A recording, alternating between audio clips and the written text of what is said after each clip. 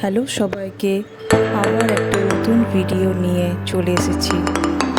আমার একটা পুরনো কেটলি ছিল, কোনোদিনও সেইভাবে ইউজ করা হয়ে ওঠেনি, তাই ভাবলাম নতুন কিছু সাজ দেওয়া যাক এটাকে। আশা করছি সবার ভিডিওটা ভালো লাগবে, আর ভালো লাগলে একটা ছোট্ট লাইক, কমেন্ট, শেয়ার করে দেবেন। আমার এটাই খুব ভালো লাগবে।